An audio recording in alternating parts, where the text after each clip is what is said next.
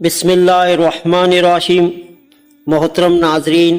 السلام علیکم ورحمۃ اللہ وبرکاتہ۔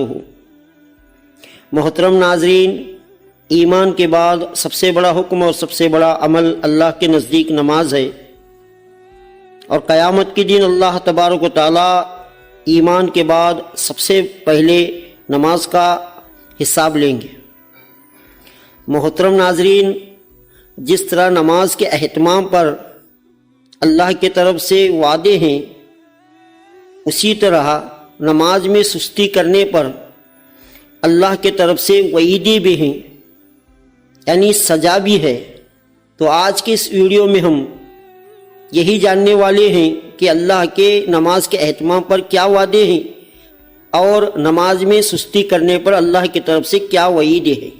جو شخص نماز کا اہتمام کرتا ہے، حق تعالی شانو 5 طرح سے اس کا اکرام و اعزاز فرماتے ہیں۔ اول یہ کہ اس پر سے رزق کی تنگی ہٹا دی جاتی ہے، دوسرا یہ اس سے عذاب قبر ہٹا دیا جاتا ہے، تیسرا یہ کہ قیامت کو اس کے اعمال نامے دائیں ہاتھ میں دیے جائیں گے، اور چوتھا یہ کہ پل صراط پر سے بجلی کی طرح گزر جائیں گے، پانچواں یہ کہ حساب سے محفوظ رہیں گے۔ اور جو شخص نماز میں سستی کرتا ہے تو اس کو 15 طریقے سے عذاب ہوتا ہے، 5 طرح دنیا میں، اور 3 طرح سے موت کے وقت، اور 3 طرح قبر میں، اور 3 طرح قبر سے نکلنے کے بعد۔ دنیا کے 5 تو یہ ہیں، اول یہ کہ اس کی زندگی میں برکت نہیں رہتی، دوسرا یہ کہ صلحاء کا نور اس کے چہرے سے ہٹا دیا جاتا ہے،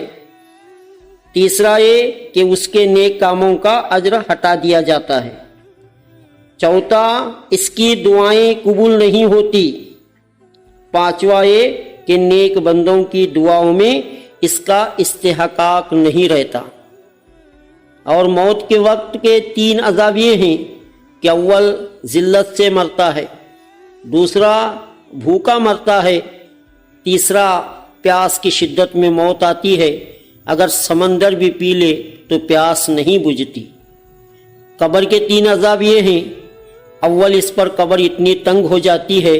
کہ پسلیاں ایک دوسرے میں گھس جاتی ہیں، دوسرا قبر میں آگ جلا دی جاتی ہے،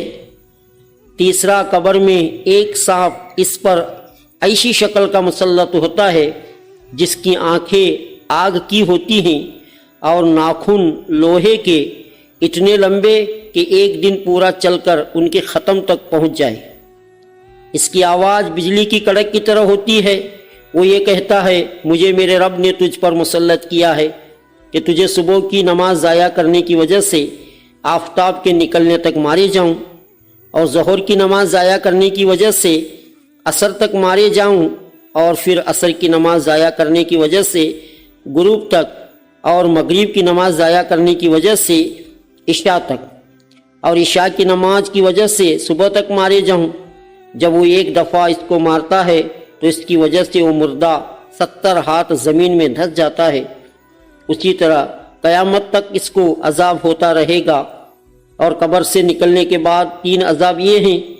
ایک حساب سختی سے کیا جائے گا، دوسرا حق تعالی شانو کی اس پر غصہ ہوگا، تیسرا جہنم میں داخل کر دیا جائے گا۔